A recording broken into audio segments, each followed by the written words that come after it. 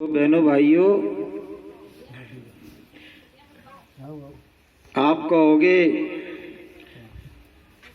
कि भक्ति की जरूरत किस बात में है? तो संतों ने उत्तर दिया कि भगवान से मिलने के लिए भक्ति की जरूरत पड़ती है। अगर भगवान से मिलना है और जन्म जरा मृत्यु के बंधनों से छूटना है तो हमको भक्ति करना पड़ेगी।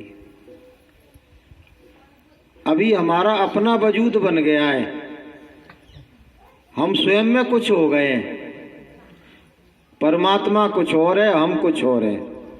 ये द्वैत भाव बन गया है। और जब हम भक्ति करते हैं तो भक्ति का प्रभाव क्या होता है कि वो विभक्ति को दूर कर देती है, द्वैत को दूर कर देती है। उसका गुरुदेव का ध्यान धरते धरते, उनके स्वरूप को हृदय में बसाते बसाते हम एक दिन उनका ही रूप हो जाते हैं, अपने आप को खो देते हैं, अपना वजूद मिटा देते हैं। अभी तो हम मैं कर रहे हैं, लेकिन जिस दिन मैं खत्म हो जाएगी उस दिन वो अकेला परमात्मा रहता है कि मैं मेरी जब मिट गई तो तू तेरा ही हो गया। जब तक मैं था वो नहीं और अब वो मैं है, वो है मैं नाए और प्रेम गलियत सांकरी जामे दो ना समाए। कहते ना, राधा ऐसी भई कृष्ण की दीवानी, ऐसी दीवानी हुई कि वो कृष्ण का ही रूप हो गई। आजकल एक चलन हो गया ना, पहले कहते थे राधे कृष्ण, पहले कहते थे राधे कृष्ण। हम जब छोटे थे ना तो कहते थे राधे कृष्ण। अब सब जगह राधे ही राधे हो गया। बोले आधे में ही काम चला दो, पूरे की जरूरत ही क्या है, आधे में काम चला दो। क्योंकि वो जो राधा है ना, वो तो कृष्ण का रूप हो गई है। कृष्ण कहो या ना कहो, तुमने राधा कह दिया तो कृष्ण कह दिया तुमने, और कृष्ण कह दिया तो राधा कह दिया। इसी तरह से जो महापुरुष हैं वो परमात्मा का रूप हो जाते हैं,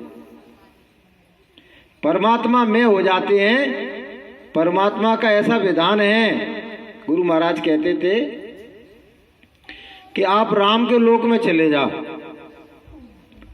साकेत लोक में चले जाओ तो आप राम का रूप हो जाओगे, और ब्रह्मलोक में चले गए तो कृष्ण का रूप हो जाओगे, यानी ब्रह्म का रूप हो जाओगे।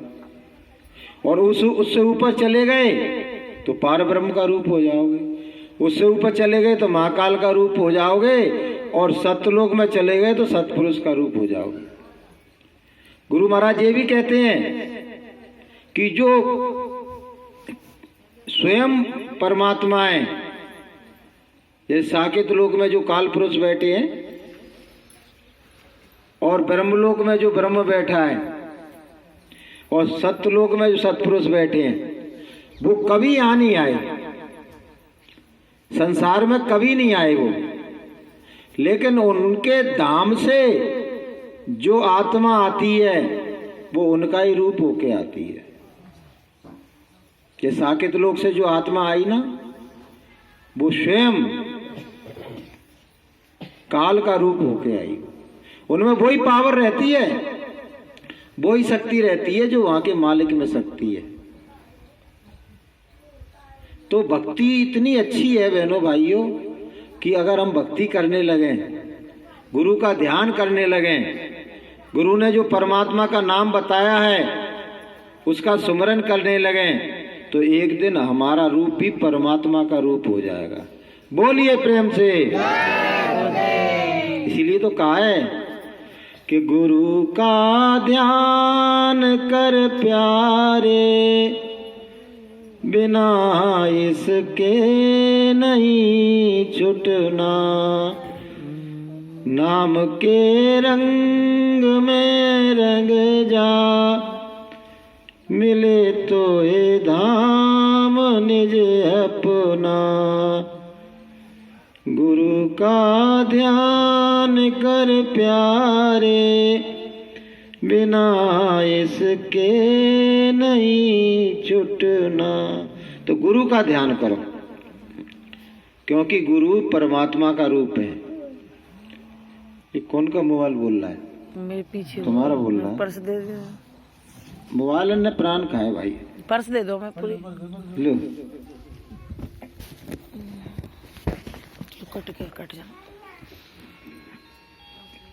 बोलिए प्रेम से जय गुरुदेव। तो रमेश भाई ने कहा था कि आपको ये बताना है कि भक्ति क्यों करना है और भक्ति कैसे करना है और भक्ति की परिभाषा क्या है। तो भक्ति की परिभाषा तो गुरु महाराज बताते हैं कि गुरु का आदेश पालन करना ही गुरु भक्ति है। गुरु ने जो कहा है उसको करो। कि गुरु कहे करो तुम सोई, और मन के मता चलो मत कोई। जो गुरु ने कहा है उसको हमें करना है। गुरु ने क्या कहा है? गुरु ने कहा है कि ये मानव जीवन अनमोल है, इसको व्यर्थ नहीं गवाओ, इसको दुनिया के प्रपंचों में नहीं लगाओ, केवल निमित्त मात्र व्यवहार करो और परमात्मा का भजन करो। गुरु ने, हमारे गुरु जी ने बहुत ही सरल लफ्जों में सरल आदेश दिया है। ऐसा आदेश नहीं दिया है कि कोई कर ना सके, ऐसा कठिन आदेश नहीं दिया है, बहुत सरल आदेश दिए। क्या दिया आदेश? प्रथम, सुबह जाकर हमको परमात्मा का भजन करना है, सुमरन करना है, ध्यान करना है और भजन करना है। उसके बाद दिन में अपना जो तुम्हारा काम है वो करो। खेती का करने वाले खेती का काम करें, दुकान पे जाने वाले दुकान पे जाएं, और नौकरी करने वाले नौकरी करें, और ये माताएं बहनें अपने घर का काम करें। बोलो हो सकता है कि नहीं हो सकता है? हो सकता है कि नहीं? और शाम को आके बच्चों की सेवा, खिदमत और प्यार। दरवाजे पे कोई भूखा आ जाए उसको खाना खिला देना, और प्यासा आ जाए तो पानी पिला देना। ये मानव धर्म है, ये मानव धर्म है, और यही सच्चा सबसे अच्छा पुण्य कर्म है। इसको करते रहना। और उसके बाद जब सोने जाओ तो कोई काम ना बचे तो फिर भगवान का थोड़ा सा भजन कर लो। बोलो गृहस्थी धर्म में ये हो सकता है कि नहीं बहनों भाइयों? बोलो हो सकता है। मन लगे ना लगे, हर काम में शुरू में मन नहीं लगता है। क्यों नहीं लगता है? कि मन लज्जतों का शौकीन है, स्वादों का शौकीन है। उसको स्वाद चाहिए, उसको आनंद चाहिए, उसको माधुर्य चाहिए, उसको मस्ती चाहिए। तो शुरू में तो नहीं मिलेगी आपको भजन में। शुरू में तो अपन को लगना ही पड़ेगा। मन लगे ना लगे, भाई मेरा मन नहीं लग रहा है तो क्या मैं भजन छोड़ दूं? बोलो, मन लगे ना लगे मुझे भजन करना अपना। देखो बहुत से लोग अपन काम करने जाते हैं, ये मजदूरी करने जाते हैं। हेलो, दुकानदार दुकान पे, कोई आनंद आता है में है सत्संग में? बोलो, दुकानदार दुकान पे बैठते हैं, उसमें कोई आनंद आता है? हम लोग अपनी सर्विस पे जाते हैं, हमको कोई आनंद आता है?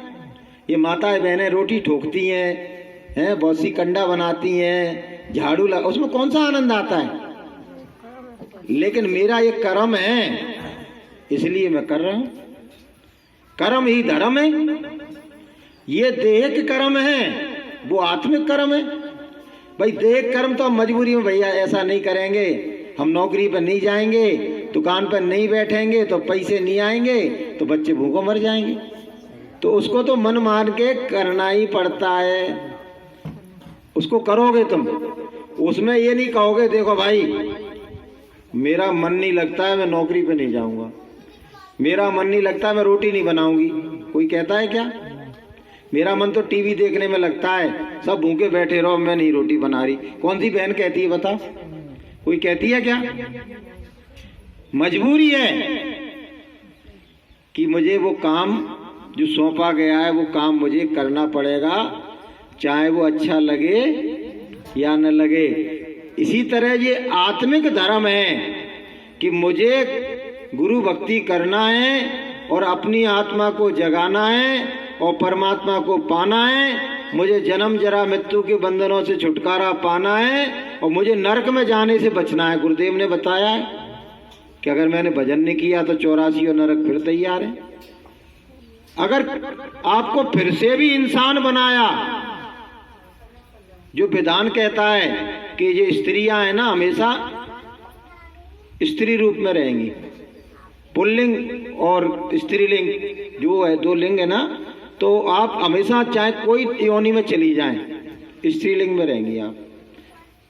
अगर आपको मतलब बकरा बकरी की योनि में भेजा गया ना तो फिर बकरी बनोगी, अब बकरा नहीं बनोगी।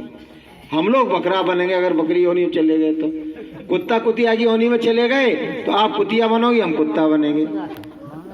हंसने वाली बात नहीं है, ये ईश्वर का विधान है, ये ईश्वर का विधान है। तो मैं नहीं चाहता, कौन चाहता? हाथ उठाओ कि मनुष्य जीवन से नीचे कोई चला जाए। कोई चाहता है क्या? कोई नहीं चाहता होगा। कोई नरक में जाना चाहता है? कोई नहीं जाना चाहता होगा। सब चाहते हैं कि मेरा उत्थान हो और मेरा आगे का जो रास्ता है आत्मा का और अच्छा हो। तो ये भी इसको करने के लिए, इसको प्राप्त करने के लिए हमको भजन ही करना पड़ेगा, क्योंकि बिगर भजन के मुक्ति नहीं मिल सकती है।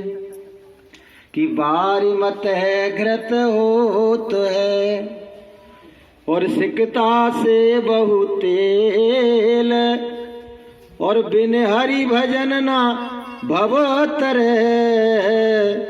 यह सिद्धांत अपील।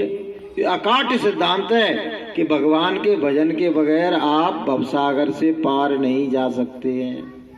ये मैं थोड़ी कह रहा हूं, ये तो रामायण कह रही है।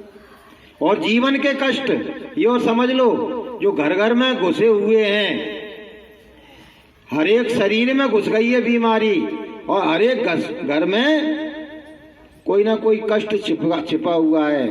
तो उसका भी उत्तर दे दिया कि प्रभु भजन बिन सुनहु खगेसा, और मिट ही न जीवन केर कलेशा। जीवन के कष्ट, जीवन के दुख और जीवन की तकलीफें, चाहे वो दैहिक हो, चाहे दैविक हो, चाहे भौतिक हो, बगैर भगवान के भजन के जा नहीं सकती हैं। कि दैहिक दैविक भौतिक तापा और राम राज काहू नहीं व्यापा। राम के राज्य में तीनों तरह के ताप वहां की जनता पर नहीं थे। क्यों नहीं थे? इसलिए नहीं थे कि वो सब के सब भजन करते थे। भगवान भी भजन करते थे और उनकी प्रजा भी भजन करती थी, इसलिए किसी पर कष्ट नहीं थे। अब कष्ट क्यों आ रहे हैं? अब इसलिए आ रहे हैं कि सबने भजन छोड़ दिया, सबने भजन छोड़ दिए। सत्संगी भी भजन नहीं करते, बहाने मन ही नहीं लगता मेरा। काय में मन लगता है जी बता दे।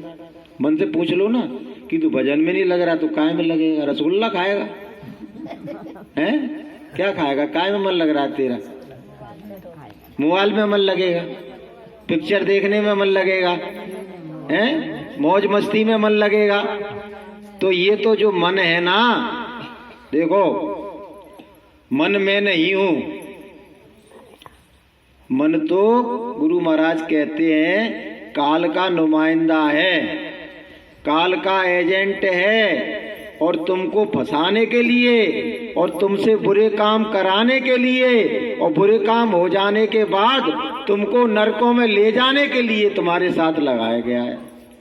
हमको उसकी बात मानना चाहिए। बोलो बहनों भाइयों, मान लो कोई हमारा दुश्मन है, वो हमसे कह रहा है, कोई बात तो तुम बात मानोगे?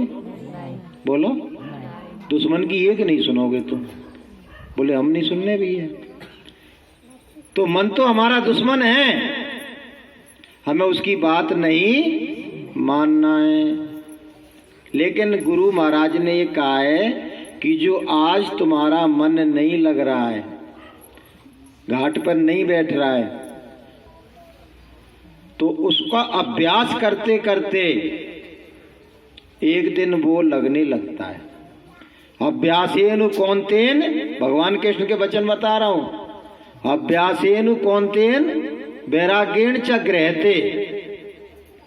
हे अर्जुन, अभ्यास करने से वैराग्य आता है, और वैराग्य करने से फिर भक्ति होती है, और भक्ति जब हो जाती है परिपक्व, तो फिर हम अपने घर को सच्चे आनंद के धाम को पहुंच जाते हैं। तो बोलिए प्रेम से। तो भजन तो बहनों भाइयों करना पड़ेगा। मैंने एक बार आपको अपना वाकया बता रहा हूं। एक बार मैं और एक गुप्ता जी थे, तो वो जो नामों का उच्चारण है ना, तो उस पर हमारी बहस हो रही थी। हम कह रहे थे ये है, वो कह रहे थे ये है। जो 5 नाम बताए ना, उसमें जो बिंदी का उच्चारण है, उनके उच्चारण में हम दोनों में भिन्नता थी। तो बोले चलो गुरु महाराज के पास। हमने कहा चलो गुरु महाराज के पास, हम सही है कि तुम सही हो। दोनों गए गुरु महाराज के पास। तो गुरु महाराज बोले आ बच्चा, आओ बच्चा आओ। तो वो बोले, गुप्ता जी बोले कि हजूर कि इनका कहना ये है कि इसका उच्चारण ये है, और मैं कह रहा हूँ ये। अब आप बताओ कौन सा सही है? तो गुरु महाराज ने कहा कि बच्चा, जो बिंदी होती है ना, एक बिंदी होती है, एक चंद्र बिंदी होती है। समझ लो, ये हिंदी की बड़ी बारीकी है।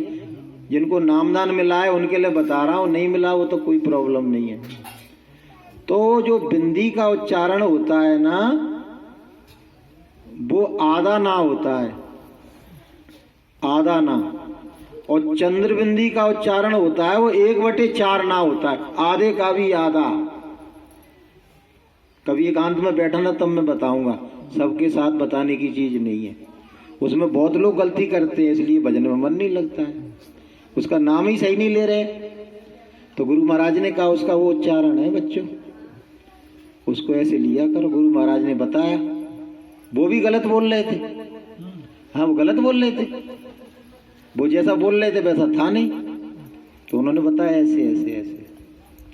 फिर मैंने कहा जो आपने प्रश्न किया था ना कि मन नहीं लगता है और भजन में रस नहीं आता है, मैंने गुरु महाराज से कहा कि गुरु महाराज भजन बहुत करके देख लिया, कुछ होता जाता तो है नहीं, कितना भजन करें? बोले बच्चा कितना भजन करता है? मैंने बताया, और आपके सामने नहीं बताऊंगा मैं। ये कहा माठ से जी बड़ा अहंकार बता रहे हैं, अपना भजन बता के। मैंने कहा गुरु महाराज इतना भजन करता हूं। तो गुरु महाराज ने कहा ठीक, बहुत बढ़िया। बोले लगा रहे बच्चा, लगा रहे। बोले शुरू शुरू में ही घेरा घारी है, शुरू शुरू में ही परेशानी है। जब आनंद आने लगेगा ना, जब घाट पर आनंद आने लगेगा ना, तो मन कहेगा सारे काम छोड़ दो और केवल भजन पे बैठे रहो। सारे काम छोड़ दो, दुनिया के सारे प्रपंच, सारे फसाद, सारी बातें छोड़ दो। तुम क्या होगा? भजन पर करो, भजन पर बैठो। ये संसार बेगाना लगने लगेगा, तुमको अच्छा नहीं लगेगा। क्योंकि जो आनंद है ना, जो हमारे अंदर जो आनंद है, जो मस्ती है, जो माधुर्य है, इस संसार का आनंद उसके आगे कुछ नहीं है, नथिंग। कूड़ा कबाड़ा समझो उसको।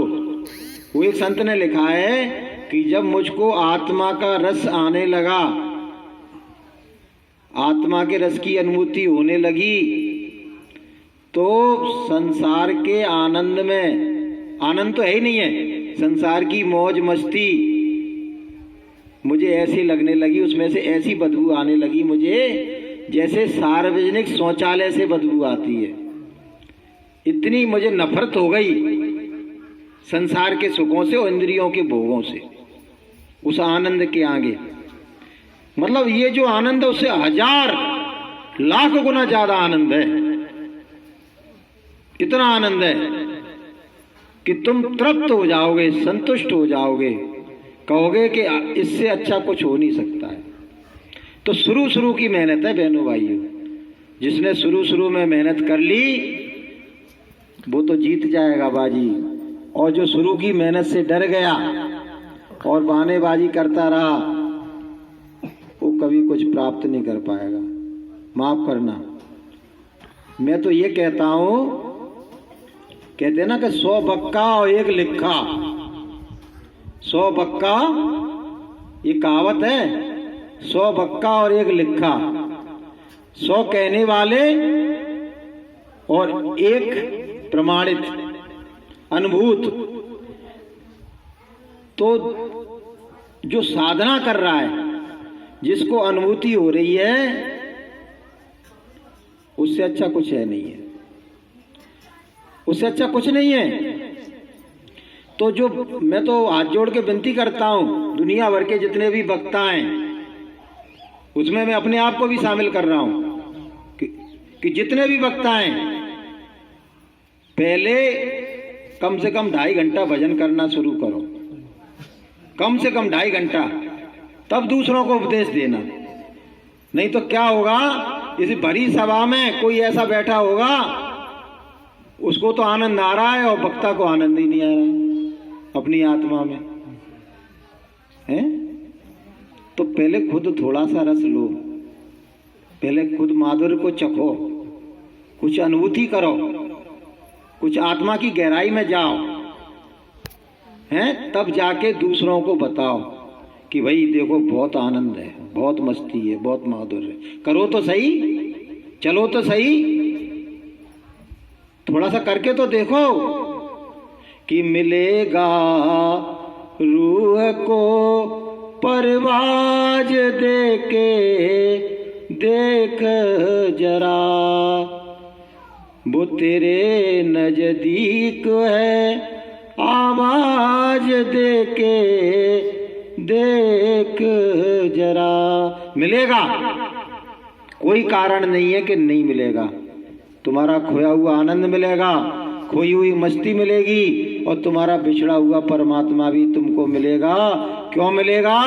क्योंकि रास्ता सच्चा है और सतगुरु सच्चा है, बताने वाला सच्चा है, ले जाने वाला सच्चा है, पहुंचाने वाला सच्चा है। तो कच्चा कौन है? कच्चे केवल हम हैं। हम कच्चे हैं कि हम दुनिया की मौज मस्ती में ऐसे डूबे हुए हैं कि जो क्षणिक रसा स्वादन है इंद्रियों का, उसको हम छोड़ नहीं पा रहे हैं। बहुत कोशिश करते हैं कि छोड़ देंगे, लेकिन हकीकत में हम उसको छोड़ नहीं पा रहे हैं। एक आदमी चला जा रहा था, शाम का समय था, उसको थोड़ा सा कम दिखाई देता था। तो शाम को चलते चलते जब वो थोड़ा शहर से बाहर चला गया तो एक कुआं था, पता नहीं उस पर पानी पीने गया, क्यों गया, उधर को चला गया, उसका पैर उसमें नीचे चला गया कुएं में। अब वो गिरते गिरते गिरते उसने क्या हुआ, एक कुएं के बीच में एक पेड़ लगा था, उसकी डगार को उसने पकड़ लिया। अब वो पकड़ा, लटके, वो उसमें चिल्ला रहा, बचाओ बचाओ बचाओ। बहुत देर तक चिल्लाता रहा, किसी ने सुनी ही नहीं उसकी आवाज, क्योंकि वो शहर से दूर था। तो उसने देखा, भैया कौन सी स्थिति में लटका हूं, देखूं तो सही। तो नीचे देखा उसने तो एक बहुत बड़ा सांप फन फैलाए बैठा था कि ये नीचे गिरे और मैं इसको खा जाऊं। अजगर ही था वो, तो निगलने के लिए बैठा था, वो तो अजगर बैठा था उसको निगलने। तो उसने ऊपर को मुंह फाड़ के कहा, बचाओ। तो ऊपर को उसने देखा तो जिस डंगार पर वो डंगार को जो पकड़े था उस पर वो आफत मंडरा रही थी। उसको 2 चूहे कुतर कुतर के खा रहे थे, डंगार को 2 चूहे कुतर कुतर के खा रहे थे। इसका बड़ा अच्छा अर्थ निकलेगा केवल कहानी नहीं है, और ये अर्थ हम और तुम्हारे सबके ऊपर लागू होगा। उसको 2 चूहे कुतर कुतर के खा रहे थे, और फिर उसने और डर गया, बोले कि अरे ये तो डंगार भी टूट जाएगी, तो निश्चित मुझे मरना है। नीचे अजगर बैठा है मुझे निगलने के लिए, और जोर से चिल्लाया बचाओ। तो क्या था, उस कुएं के बगल से एक पेड़ था पीपल का, उस पे महूक का छत्ता लगा था, महूक का छत्ता, तो उसमें से शहद टपक रहा था। तो बचाओ कहीं से मुंह फटा, सो एक बूंद उसके मुंह में घुस गई, एक बूंद घुस गई, उसको बड़ा मीठा लगा, पी गया। बोले जी तो बहुत अच्छी चीज है, ऐसी विपत्ति में ऐसा मीठा रस मिल रहा है। तो फिर क्या हुआ, उसने मुंह फाड़ दिया, और मुंह फाड़ के वो तो ये सब भूल गया कि 2 चूहे उसकी डंगार को कुतर रहे हैं, और नीचे उसको अजगर निगलने के लिए बैठा, मुंह फाड़ दिया उसने, तो उसमें से बूंद बूंद टपक रही, उसको पीना उसने शुरू कर दिया। तब तक क्या हुआ, वो 2-4 बार चिल्लाया था, तो एक आदमी को आवाज सुनाई दे गई थी। अब वो आया कि भाई कौन हो, क्या हो? कि बोले महाराज हम गिर गए इसमें, लेकिन हमने ये डंगार पकड़ ली है,